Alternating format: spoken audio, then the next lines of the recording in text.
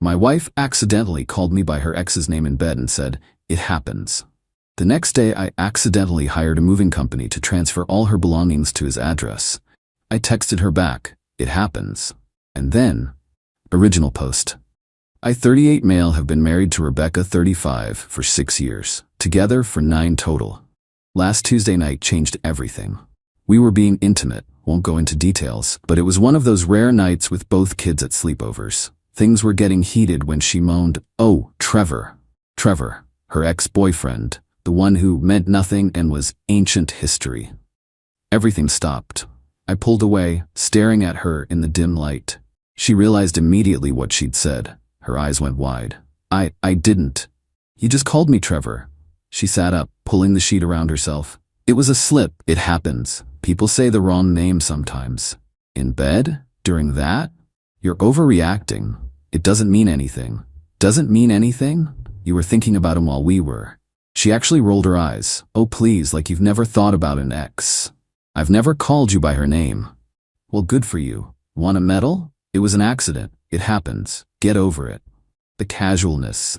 The dismissiveness. Like I was being ridiculous for being upset that my wife called out another man's name during our most intimate moment.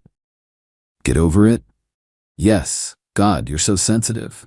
It's just a name. It slipped out. Trevor and I were together for 5 years. Sometimes muscle memory kicks in. Muscle memory? Muscle memory? You know what I mean. We're married, we have kids, our life is here. Stop making this into something it's not. She turned over and went to sleep. Just like that. Like she hadn't just destroyed something fundamental. I lay there until 4 a.m., thinking about how she said his name with such familiarity, about how quickly she dismissed my feelings, about "it happens." At 5 a.m., I made a decision. If calling out your ex's name during intimacy is just something that happens, then I guess other things can just happen too. I waited until she left for work at 8:30 a.m. Then I made some calls. First call? Armstrong Moving Company. "Hi, I need to schedule an urgent move, today if possible, full packing service." Second call, my buddy Keith, who's a locksmith. "Can you swing by this afternoon, need the locks changed." Third call, Trevor's workplace. Yeah, I knew where he worked. Small town. "Hi, could I verify an address for a delivery?" By noon, the movers were at my house. Professional crew, 4 guys. I'd marked everything that was hers with sticky notes. Her clothes, her books, her grandmother's china she was so proud of, her exercise equipment, her home office setup, everything. "Where's it all going?" the crew chief asked. I handed him Trevor's address. "Right here. Tell them Rebecca's things are being returned to the correct name," she calls out. The movers didn't ask questions. They don't get paid to judge. 6 hours later, everything of hers was gone. The house looked strange, half empty but somehow cleaner. Keith changed the locks around 3 p.m. At 5:47 p.m. my phone exploded. Rebecca calling. I let it go to voicemail. Text. "Where is my stuff?" Another. "What did you do?" Another. "The neighbors saw moving trucks." I waited until 6 p.m. then texted back. "Your things were accidentally delivered to Trevor's address. It happens." My phone immediately rang. I answered. "What the hell is wrong with you?" "Language, Rebecca. The kids might hear you." "They were at my mom's. I'd arranged that earlier." "You moved my stuff to my ex-boyfriend's house? Are you insane?" "It was an accident. Sometimes wrong addresses happen. Muscle memory from writing addresses, you know?" "This isn't funny." "Neither was last night." "You can't just throw me out. This is my house too." "I'm not throwing you out. Your belongings just accidentally went to the wrong address. These things happen. You said so yourself." "I'm coming home right now and you better let me in." "Door's always been open to my wife. Not sure who you are though. Last night you seemed confused about who I was." She hung up. 20 minutes later she was at the door. "The key didn't work. Open this door." I opened it but stood in the doorway. "Can I help you?" "Let me in my house." "Sorry, Rebecca, but last night made it clear you're still hung up on Trevor. Figured you'd be more comfortable with him. Your stuff's already there." "You can't do this. We're married. I'll call the cops." "Please do. Explain to them how you called out your ex's name in bed, told me to get over it, and now you're upset that your belongings were delivered to his address." Her face went from red to white. "You're seriously ending our marriage over a name?" "No. I'm ending it over your complete dismissal of my feelings and your apparent ongoing attraction to your ex. The name was just how I found out. I want my children. They're at my mother's. You can see them tomorrow. We'll work out custody through lawyers. You planned this. This is illegal. It's theft. I have receipts from the moving company showing everything was delivered safely, nothing was stolen, just relocated. She stood there, mouth opening and closing like a fish. Update 1. It's been 3 days since the accidental move. The drama has escalated exactly as expected. First, Trevor. Poor, confused Trevor. He came home from work to find Rebecca's entire life piled on his lawn. She'd apparently never told him she was married. He thought she was single when she reached out as friends 6 months ago. Oh yeah, that's the thing. They've been texting. For months. Just catching up, she said when she finally admitted it. Trevor called me the next morning. Dude, what is happening? Why is Rebecca's stuff at my house? Why is she crying on my couch saying you kicked her out? Ask her why she called me by your name in bed. Long pause. What? Yeah. So since she clearly can't tell us apart, figured her stuff should be with the right guy. Man, I have a girlfriend. I don't want this drama. Then maybe don't text married women. She said she was getting divorced. That was news to me. When did she say that? Like 3 months ago? Said you two were basically roommates, just staying together for the kids. I laughed. Actually laughed. We had sex twice last week, Trevor. Well, once and a half, I guess. The half was when she called me your name. He hung up. Rebecca's mom, Gloria, called next. This woman who hasn't worked a day in her life, married to husband number 3, had opinions. How dare you humiliate my daughter like this? She humiliated herself, Gloria. It was just a name. All men are so sensitive. Would your husband be cool with you calling him by your ex's name during sex? That's different. How? You've been married 6 years. You have children. You don't throw that away over a slip of the tongue.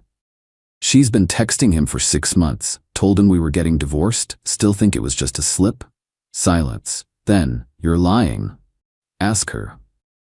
Rebecca showed up again that evening with her sister Mallory and brother-in-law Dennis. They tried to physically push past me into the house. This is assault, Mallory screamed. Dennis, call 911. Dennis looked uncomfortable. We're the ones trying to force entry into his house. It's her house too. I held up my phone, recording. Please, keep trying to force your way in. This will look great in court. They backed off. Rebecca was fake crying. I know her real cry versus her manipulation cry. This was Oscar-worthy manipulation crying. Where are our children? You can't keep them from me. They're at school right now, like every weekday. You can pick them up at 3:30 like normal. I've already told the school you'll be getting them today. That stopped the fake tears. Where would I take them? Your mom's? Trevor's? That hotel you're apparently staying at?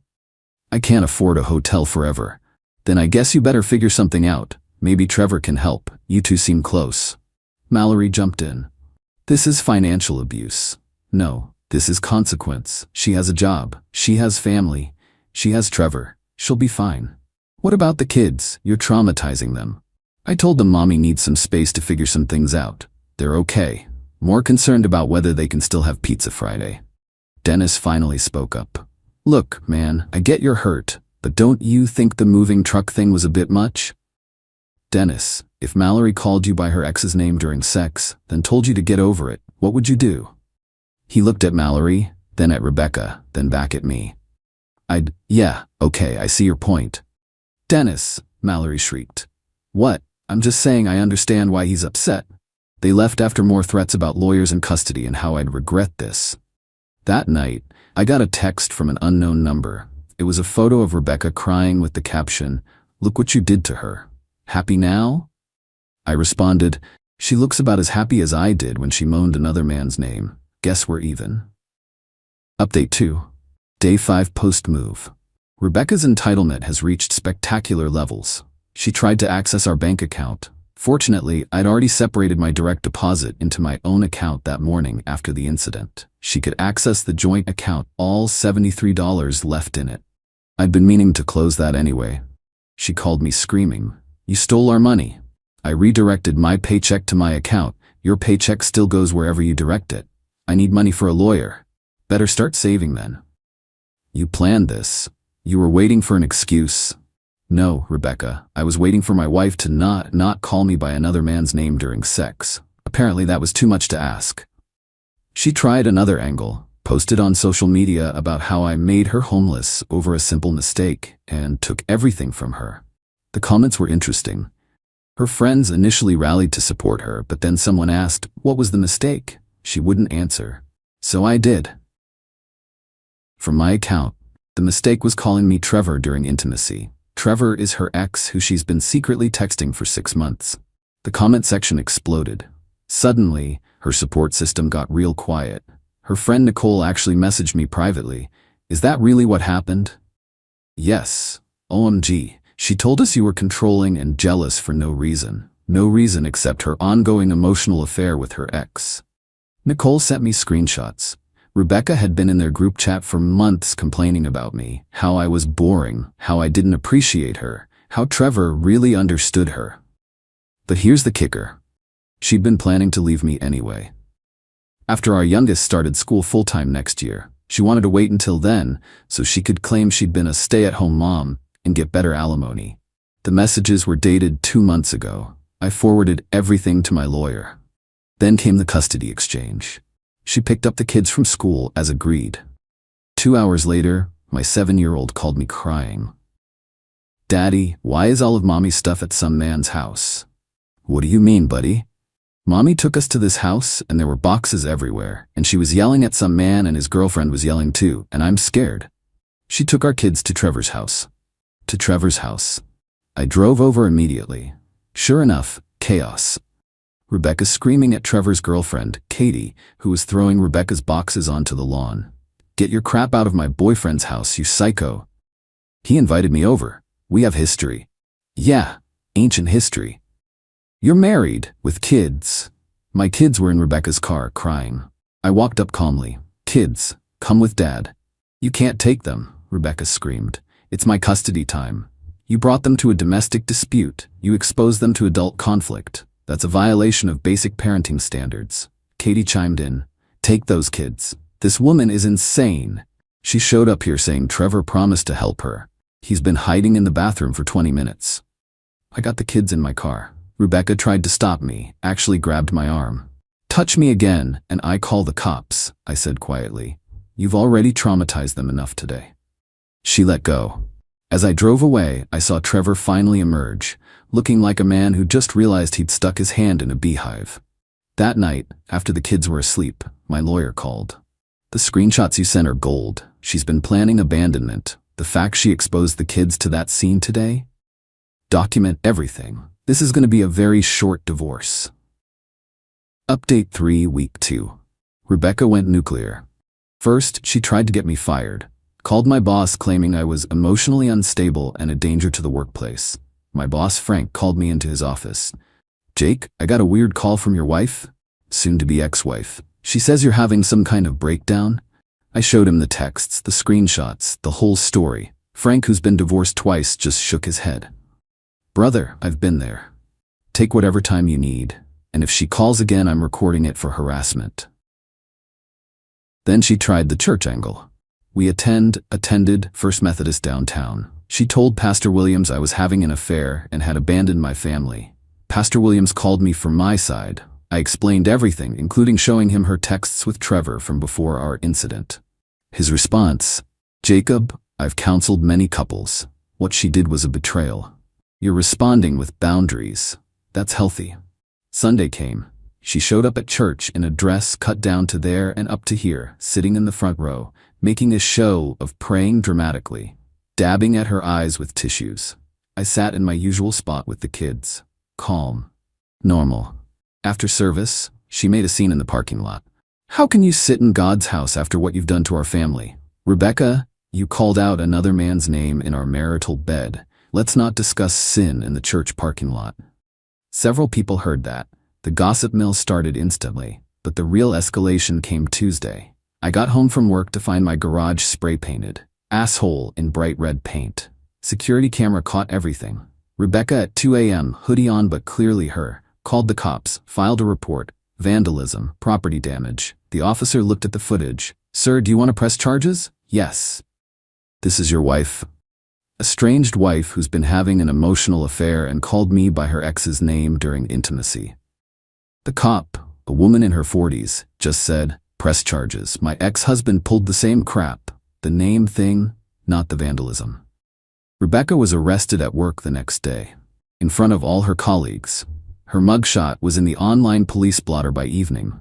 Her mom called screaming about humiliation and family disgrace. "Gloria, she spray-painted my garage. That's a crime. It's just paint. It's vandalism, and it's on camera. You drove her to this." No, she drove herself literally, in her Honda, at 2 a.m. It's all on video. Then came the flying monkeys. Her friends, cousins, random people she'd convinced I was the villain. "You're ruining her life over nothing. How can you do this to the mother of your children? Real men forgive." To every single one I sent the same response. "She called me Trevor during sex. She's been texting Trevor for 6 months. She vandalized my property. Actions have consequences." Most shut up after that. The ones who didn't got blocked. Meanwhile, Trevor completely ghosted Rebecca, changed his number. His girlfriend Katie reached out to me on social media. "Hey, just wanted you to know Trevor and I are moving. He wants nothing to do with this drama. He asked me to tell you he's sorry for his part in it, but he genuinely thought she was already divorced. Also, we're still finding her stuff.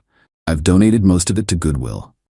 Rebecca's stuff, donated to Goodwill, including her precious grandmother's china. When Rebecca found out, she had a complete meltdown. Called me sobbing, real tears this time. "Her china! My grandmother's china. It's gone. This is your fault. You should have thought about that before you started texting your ex and calling out his name in bed. It was worth thousands. Then maybe you should have valued our marriage worth thousands too. I hate you." "That's fine. Hate me from over there." Update 4 Week 3 brought the legal papers. Rebecca had hired Diane Morrison, no relation, known locally as the man-eater divorce attorney. First move was aggressive, demanding the house, full custody, alimony, child support, and emotional damages for the malicious eviction. My lawyer, Tom, actually laughed when he read it. "She vandalized your property, she's on record planning to leave you, and she brought your kids to a confrontation at her ex's house. This is posturing." We responded with our own filing. Adultery, emotional counts in our state, vandalism, child endangerment, and parental alienation attempts. Then came the emergency custody hearing. Rebecca showed up dressed like a librarian. Hair in a bun, conservative suit, minimal makeup. The devoted mother costume. I wore my usual court attire, khakis and a polo. Didn't need a costume, had facts. Her lawyer argued I'd made her homeless and was alienating the children from their mother. Tom stood up. "Your Honor, we have security footage of Mrs. Henderson spray painting obscenities on Mr. Henderson's garage. We have screenshots of her planning to abandon the marriage after securing better financial positioning. We have witness testimony that she brought the minor children to a volatile situation at her paramour's residence." The judge, an older woman who looked like she'd seen everything, reviewed the evidence. "Mrs. Henderson, did you call your husband by another man's name during intimate relations?" Rebecca turned red. "It was an accident." "Did you tell him to, quote, get over it?" Yes, but did you vandalize his property?" "I was emotional." "Did you take your children to your ex-boyfriend's home where an altercation occurred?" "I didn't know his girlfriend would be there." The judge looked at her over her glasses. "Mrs. Henderson, you've demonstrated poor judgment, criminal behavior, and disregard for your children's well-being. Temporary primary custody is awarded to Mr. Henderson. You'll have supervised visitation until further evaluation." Rebecca exploded. "This is sexism. Mothers always get custody." He manipulated everything. "Mrs. Henderson, control yourself or I'll hold you in contempt." Diane tried damage control. "Your Honor, my client is under extreme stress. Stress she created. Next issue. The house, mine. Premarital asset, inherited from my grandfather. Alimony, denied. She has employment and education. Child support, she'll be paying me." Rebecca stormed out, Diane following, heels clicking on the marble floor. In the parking lot, Rebecca confronted me. "You've turned my kids against me." "No, you did that when you took them to Trevor's house and let them watch you scream at his girlfriend. This isn't over." "Actually, it pretty much is." That night, I made the kids their favorite dinner, tacos. My youngest asked, "Why doesn't Mommy live here anymore?" Sometimes adults make choices that change things, buddy. Did she choose Trevor? Kids hear everything. She chose to hurt Daddy's feelings and not apologize. That's mean. Yeah, buddy, it was. My oldest, 9, looked at me seriously. Dad, are you sad? Sometimes, but I'm okay. Good, because Mom seems really sad, like all the time now.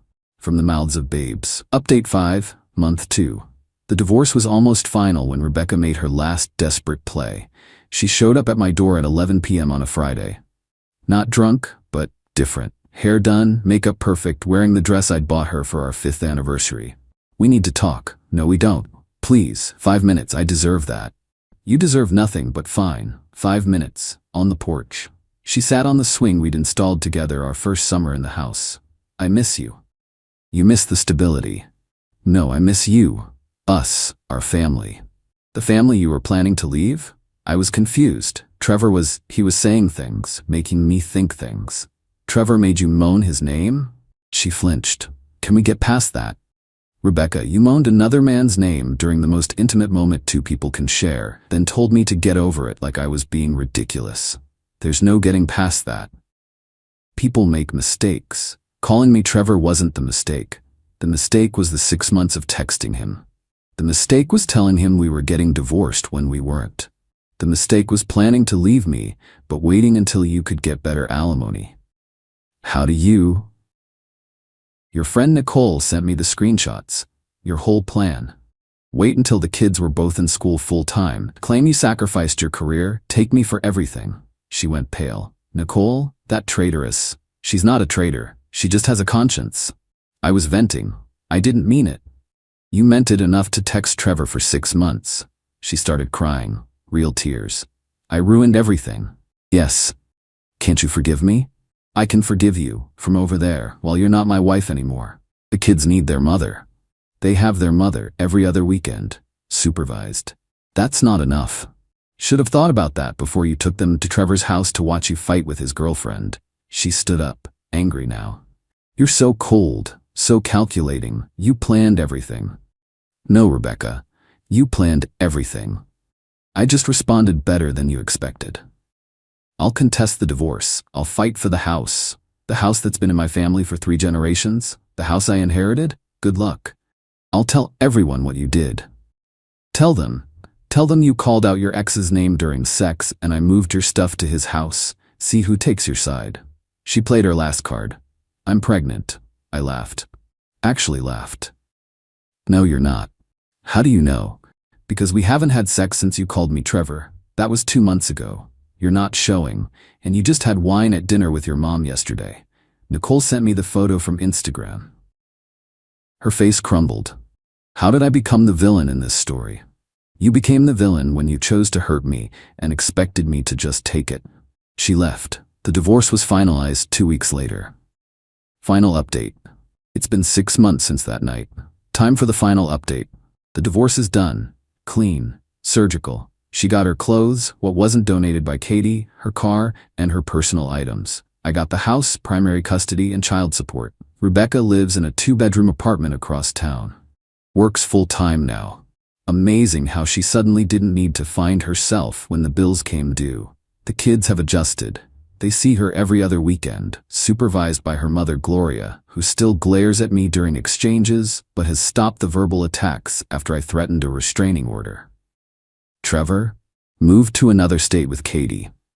Completely disappeared from social media. Mutual friends say he tells people about his psycho ex from years ago without mentioning the recent drama. Rebecca tried dating apps. Word got around though. Small town. Everyone knows she's the woman who moaned her ex's name in bed, then got her stuff moved to his house. Not a great dating profile. She reached out last week. Not to reconcile, but to ask if she could have the kids for Christmas morning. The court order says Christmas Eve until 6 p.m. I know, but it's Christmas. And? Jake, please don't do this. Do what? Follow the custody agreement you signed? Use the kids to hurt me. I'm not using anyone. I'm following the legal agreement. You know, the kind of agreement adults make and stick to. You're still so angry. No, I'm indifferent. There's a difference. And I am indifferent. She's just someone I used to know. Someone who shares DNA with my kids. The kids are thriving. My oldest made honor roll. My youngest lost his first tooth. Life moves on. I'm dating someone new. Andrea. Met her at a school function. She's a widow, has a daughter my oldest's age. We're taking it slow, very slow. She knows the whole story, and her first comment was, "Who the hell calls out their ex's name during sex and expects it to be okay?" Exactly. Rebecca found out about Andrea when she saw us at the grocery store. Later texted me, "Already replacing me?" "Replaced you the moment you said Trevor. Just took 6 months for the paperwork to catch up." She's not prettier than me. She knows my name. That puts her ahead already. No response to that. My lawyer Tom ran into Diane Morrison at court last month. She told him it was the fastest collapse of a divorce case she'd ever had. Your client played that perfectly. The moving truck was genius. Petty? I asked Tom when he told me. Effective, he said. She tried to minimize your feelings. You maximized her consequences. Last night, I was tucking in my youngest and he asked, "Dad, do you still love Mommy? I love that she gave me you and your sister." But not her? Not anymore, buddy. Because she said Trevor? Because she hurt my feelings and didn't care that she hurt them. Oh, that makes sense. Kids understand more than we give them credit for. This morning, I woke up to a text from an unknown number. Turned out to be Trevor's new number. "Jake, I know I'm the last person you want to hear from, but I wanted to apologize. I didn't know she was still married at first. When I found out, I should have stopped responding. I'm sorry for my part in this. You didn't deserve what happened." I texted back, "Apology accepted. Good luck with Katie." Thanks. She's actually my fiancée now. The whole thing with Rebecca had made us realize what we had. So, my ex-wife's affair partner is getting married because dealing with her made him appreciate his girlfriend. There's some irony. Rebecca still tells people I overreacted, that I threw away our marriage over one little mistake. The people who matter know better. The kids are with me this Christmas morning. We'll have pancakes, open presents, and watch movies. Andrea and her daughter might stop by later. My parents are coming for dinner. It's a different life than I planned, but it's mine. And everyone in it knows my name. That's all that matters. Oh, and for those wondering, yes, the garage still has a faint outline where asshole was spray painted. I could have it properly repaired, but I keep it as a reminder. Not of anger or pain, but of the day I chose myself.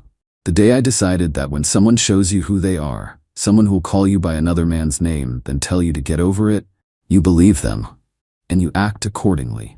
Even if acting accordingly means hiring a moving truck and having their shit delivered to Trevor's house. It happens.